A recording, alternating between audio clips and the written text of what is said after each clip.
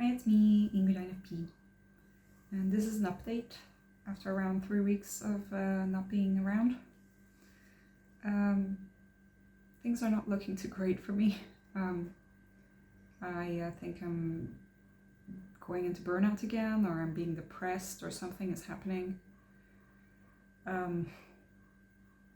I started my placement in Geriatrics, which I guess is good, but it feels very different from my usual job, and I'm expected to do all of these things and to be able to manage all of these things that I have never done before and that are pretty scary. So today I suddenly felt really dizzy out of nowhere at around lunch. So I had to leave work. I'm thinking of taking tomorrow off work too. This has happened to me once before, and that was a period where I was not doing too well, and where I suddenly got this dizziness attack out of nowhere. And it was that time it was because I had the flu. This was before COVID that I had that episode. So I hope I'm not developing the flu. But I think it's not. I think it's psychological. I think it's the stress. And my supervisor is going to be leaving my workplace, which has landed me in several meltdowns in this past week, because she is my whole world, my whole center in the chaos that is my life and my work. I've known her for 5 years, and that she's leaving my workplace. Now I need to find a new supervisor, and I'm going to talk with my boss in around a week or so, 2 weeks, to figure out what my plans for the future are. I'm planning to stay at my workplace if I can, but it's not going to be the same, and it might feel much less good to work at my job. I love my job, but I don't know if it will still be the same, And also, I'm still affected by getting my autism diagnosis about a month ago, and my boss doesn't know about that, so that's what I'm planning to tell him in 2 weeks, I guess, as well. And so I want to be able to do my placement at Geriatrics, but it's hard because I'm not used to being at the hospital. Last time I was at the hospital was 3 years ago during my internship in the middle of COVID, and I'd forgotten how it was, and I really do not like it. I don't like how hospitals work. It doesn't fit me really. There's so much more hierarchy, and me having to decide things for the nurses and all that, and I don't know anything, and these nurses have years and years and years of experience, which I don't have, and I can't keep up the facade, and also I've been at the palliative care, which is obviously pretty depressing and not a very positive environment. And the discussions, I don't feel like I'm ready or mature enough to have discussions like this with patients, about life or death things.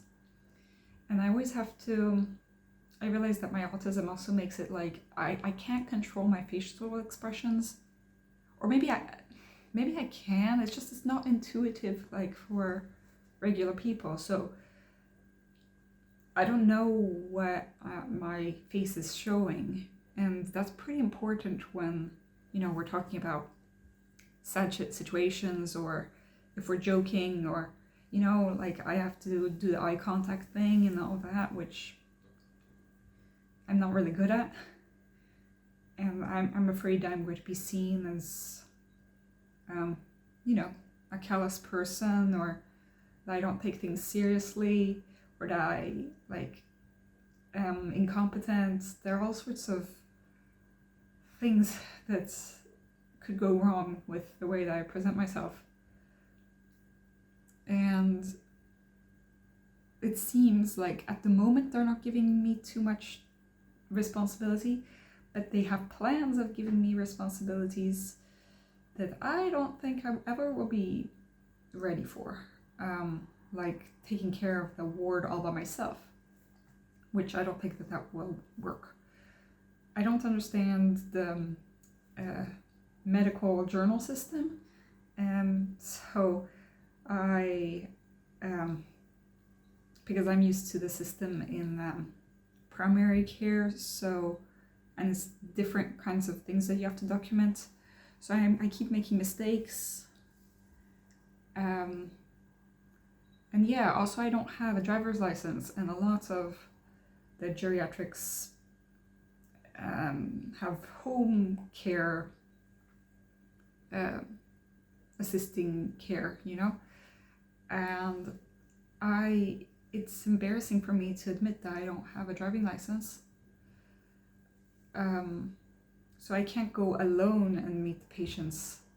So instead I have to go with a nurse, and the nurse looks at me doing the stuff. It just feels uncomfortable all around. So I understand why I had this dizziness attack, panic attack. I don't know what this was. It was a somatic, it was a bodily reaction to psychological stressor, I think. But mostly it's been because, so in a way, I wanted the time to go quickly this autumn so that I would be done with geriatrics.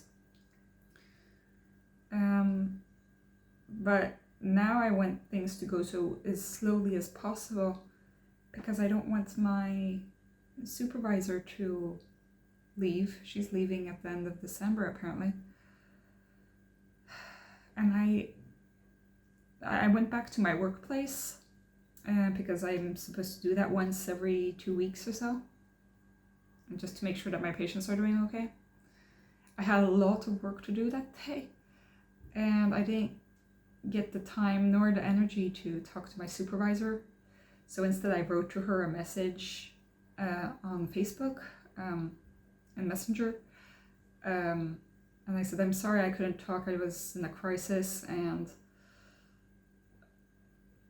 she's going to be working at a new workplace. So I said, good luck with that and such. And she wrote back that yes, she had thought about it. Wasn't an easy decision for her to make, but she felt that sometimes she needs to leave her comfort zone. She had been working at my workplace for 12 years.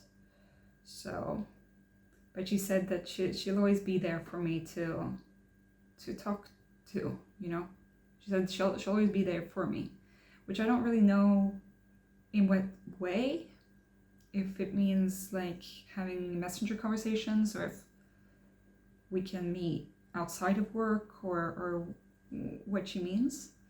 I don't dare to have my hopes up, It's just it's kind of been like a therapy kind of thing, where I was meeting my supervisor once a week for several years, and we wouldn't just talk about patients, we would also talk about life. And she's been through my whole burnout, my whole mental health journey, and getting my autism diagnosis. She's the only person at my job who knows that I have autism. I have mentioned to a few other people that I've been in the diagnosis process, but it's hard because it's so rare that I trust somebody to that extent, and now they're leaving.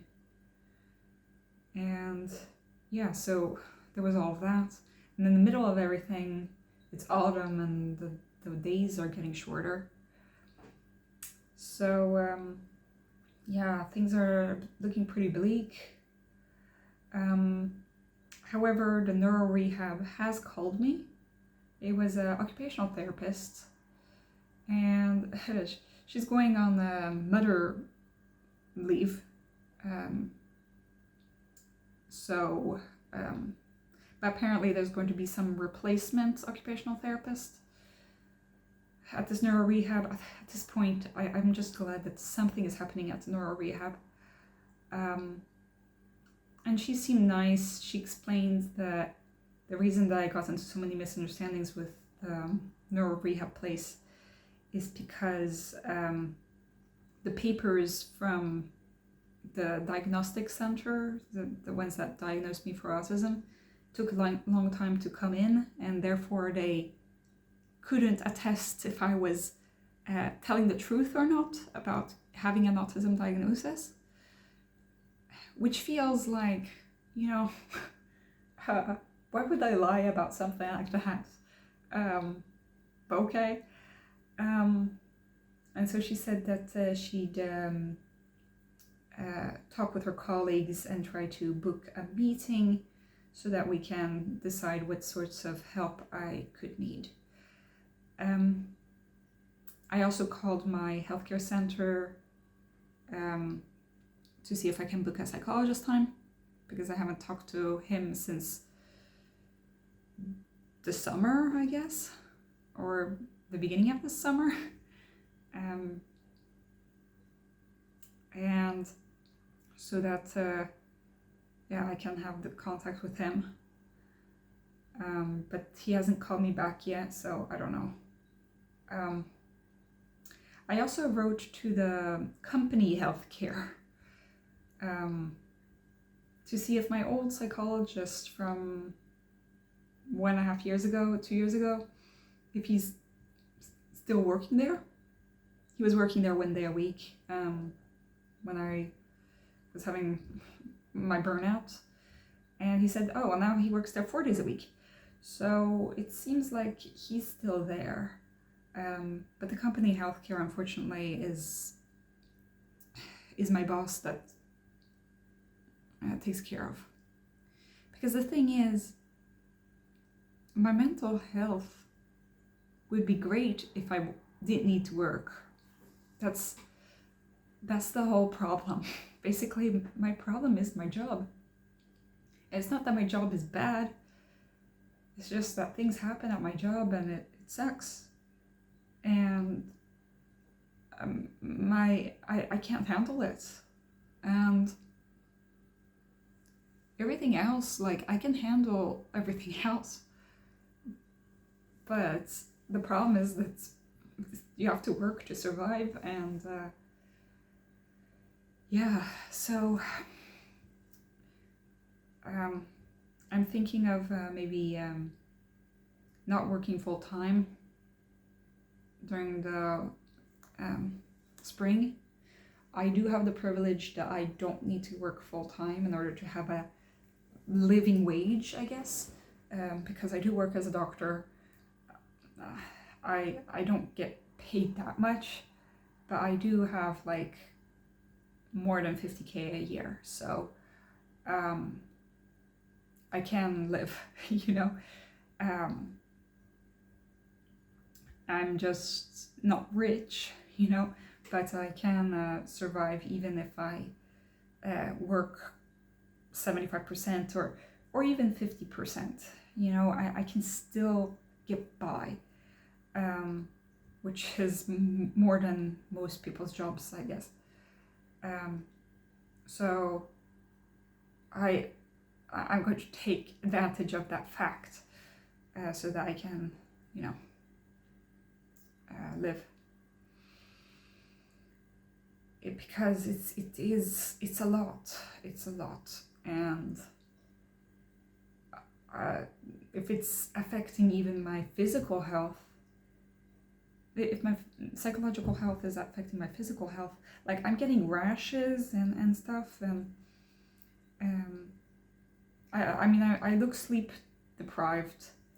I have had 9 hours of sleep last night, plus 3 hours that I had this afternoon because I went home. And still, I look like this, and I'm also, I don't know, I was so dizzy, like I was walking, like I was having a trouble walking in a straight line. It was ridiculous because like in the morning I was doing everything fine, and then suddenly I couldn't do anything. I opened the computer up and I was like, I realized I can't do this. So I'm hoping that this isn't like a burnout to the extent that I had my burnout last time, but it is a burnout. My brain isn't capable of doing things the same way that it usually does. And I'm not saying that the way I usually do is that great. I mean, my brain is unfortunately not at a great level. And that's not a great thing to say if you're a doctor, You want your brain to work at a great capacity, and it really isn't. I really can't. And I can't just keep living on compensation strategies and such. Anyway, so there's all of that. I have been enjoying the autumn leaves, and I've been doing a lot of walking because I walk to the hospital, which takes me around 40 minutes walking to and from the hospital. So I do get like a bit more of an hour of walking a day, which makes my body feel good, and I do appreciate my friends who are there for me. I also took care of my ESFP colleagues' cats last weekend. That was before I found out about my supervisor leaving, because I don't think I would have been in the right state for that. My ESFP colleague has 3 cats, and they're quite a handful. And one of them scratched my finger, and it really hurt actually, like right on the finger pad. I realize I'm a little bit allergic to cats, I think. I'm not sure, but it didn't feel that great after leaving. But that's because they were both working that weekend, she and her fiancé. Oh yeah, I also got invited. Now I'm invited to 2 weddings in August, and I've never been invited to a wedding before. So one wedding is in France and one it is in Sweden. And I'm invited to a hen's party of my ESFP colleague, which will probably be in Poland. So there's a lot, and there are these trips that I don't really want to do, but I want to be at the wedding. But it's not like I was planning on doing these trips, and I don't have money to go on as many trips as I want. So I have to be a little bit smart about all of this, especially if I'm going to be going down in time. Yeah, so I don't think that the Japan idea will ever materialize. But yeah, so a lot of things are going on. I've been feeling down in the dumps, but going to work every day. So today is the first day that I'm taking off work, and tomorrow I think I'm going to take off work as well, because it's Friday. We were supposed to have a Halloween party this weekend with my ISFJ best friend and my ENFJ friend and an INTJ friend and a German friend who I think is maybe like an ISTP. We have this tradition that we decorate a pumpkin and we make pumpkin soup. And it's been like this since 10 years back. Some years we've missed it, and some years some people could come, and sometimes it hasn't worked out. But it's always me, ISFJ friend, and my German friend. We've been the trio since the start, but unfortunately my German friend can't come because he'll be in Germany, and the INTJ friend couldn't come because her sister had a wedding, I think, and my ENFJ friend can't come because she unfortunately is also affected by the workplace, in that her contract was not renewed at her job because the region does not want to spend any money on residents, which is kind of a problem for me too. It means that I'm not allowed certain things and that we get mistreated. Thing is, with my ENFJ friend, she has been through so many things in her life. She is originally from Venezuela, and then she went to Spain, and then she went to Sweden, and it took her many, many, many years to become a doctor. We met during my internship. And she is really, really good, and she's really competent in radiology, especially nuclear medicine. But unfortunately, the hospital does not have the money to keep her on, and that really sucks, you know? She's been looking for years for getting a residency, and she hasn't gotten a residency. So she said that she was not doing well at all, and I understand her because I'm not doing well at all either. But I have a residency and she doesn't, so I need to be careful. I want to keep my residency, and I think I will, because I think I do well when I'm at my workplace and not at the geriatrics department. I think I'll manage. It won't be easy, but I will. And I'll have some crises. And yeah, maybe I'll need to have a sick leave. I don't know. But I seem to at least have a guarantee of a spot. Now, I'll probably have a not great supervisor, but I'm going to try to get the autistic doctor at my workplace to be my supervisor. We'll see. I want somebody who's competent, but also kind of fun to be around. And there are some doctors at my workplace I can't talk to them. Our views on things are too different, and I can't trust them, and so it sucks. And I am very worried about the state of my residency. In the worst case, I leave my residency, but at least I have, on paper, I have done 2.5 years of residency, which will be useful if I look for a new job. Which is more than I can say about my ENFJ colleague, unfortunately. Because it's just the fact of finding a residency that is the difficult thing. So yeah, it's kind of depressing, all of this, and hearing about there are other friends that are having problems with work.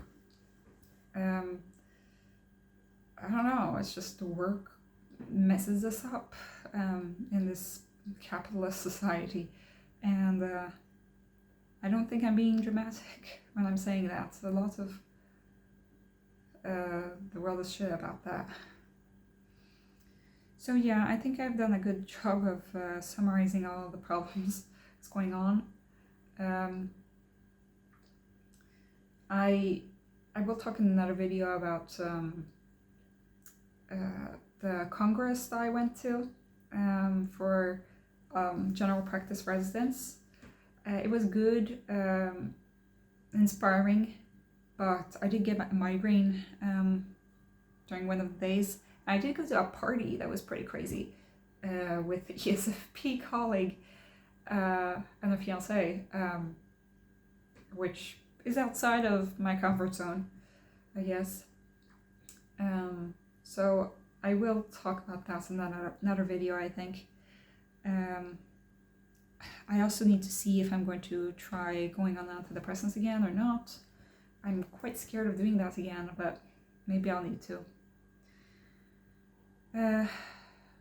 What else? Yeah, I'm planning a holiday, and that kind of stresses me out because I hate planning for trips. So I'm going to be meeting a friend, I think that she's ISFP, that I haven't seen since before COVID. So I'm maybe going to London. We'll see. And I'm planning on just taking it easy for today and tomorrow, and then I'm going to see my ISFJ friend, and I don't know if we'll eat pumpkin soup or what we'll do, but just hang, and I can maybe vent a little bit to him. So yeah, that's an update on my life. Obviously the autism diagnosis thing, I have been through all of the emotions about that as well, and it's hard to know what to think, what to do about all this, because well, I think it kind of sucks, you know. I've been reading this book called Konsten att fejka arabiska, which is, the translation is the art of faking Arabic. It's a Swedish book about an autistic woman, and she's actually a big part of why the autism became recognized for women in Sweden. So she's like, you could say Temple Grandin for Sweden or something like that. I don't endorse Temple Grandin, let's just say that, because, you know, but I'm just saying that she's the, Lina Lyman is like the first woman who has been public about having an autism diagnosis as a woman, high functioning autism. So it was an interesting book. However, a lot of it was not about autism, it was about her psychiatric care, because she was really, really, really depressed, like ECT levels of depressed. And I'm not sure that autism explains all of her problems psychologically, but I did enjoy that book. I also read or listened to the audiobook of I'm Glad My Mom Died by Janet McCurdy, which I found to be quite interesting because it relates to my interests, right, which are psychology and cults, and also her parents were hoarders, so that kind of resonated with me. But yeah, it was interesting because well, it was about her relation with her mom, obviously, and how her mom controlled everything about her life and abused her. So yeah, I've been listening and reading to some pretty dark stuff. I do want to say that this is a book that I'm going to be reading. It's called Autism-handboken by Katarina Sörngård, because I've seen one of my patients was recommended this by his psychiatrist. So I will try to read this. It's the Autism Handbook, strategies for higher life quality of life.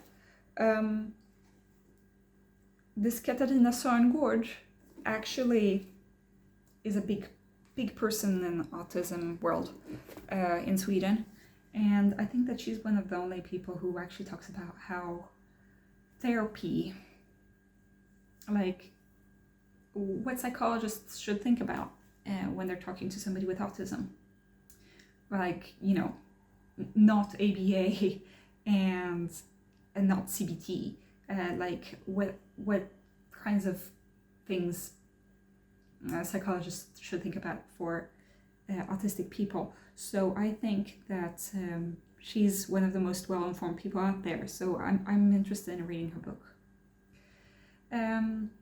So that's it. Oh, also, I will make a separate video about this, but I'm thinking of, I was part of a study about synesthesia and autism, which I'll go into more detail on another video, but it's one of the few things that brought me joy in these past few weeks, because, as you know, this channel, I started it one of my first videos was about synesthesia, and it was kind of my dream to help research with my synesthesia, you know, so that we could research how synesthesia works and such. And now it finally happened. So I will make a separate video about that. I'm going to be a little bit more sporadic in making the videos. It's just I happen to have a little bit of energy now. We'll see when is the next time. I know it is good for me to make these videos, but lately I've been feeling so low that I would turn on the camera and I would just start crying. So I don't know, I guess I've numbed myself and deadened myself, which shows up in other ways, right? By me being suddenly super dizzy out of nowhere. I mean, obviously my body is sending me messages, I guess. So I'm going to try to be a little bit more, you know, open about my feelings in one way or another, by talking to people and by making these videos. And we'll see how it goes. So I'm looking forward to making another video, but yeah, I think I needed a little bit of a break by taking a sick day today and tomorrow. I hate taking sick days because I lose a lot of money for that, right? But the second day of being sick is you don't lose a lot of money by being sick the second day. The first day you lose everything, which really sucks, you know. It's this system in Sweden. The first day you basically lose money, and on the second day you get 80% of your income.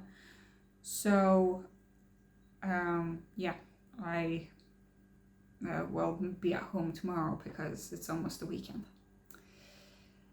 Anyway, this is a long video. I hope that you're having a good day.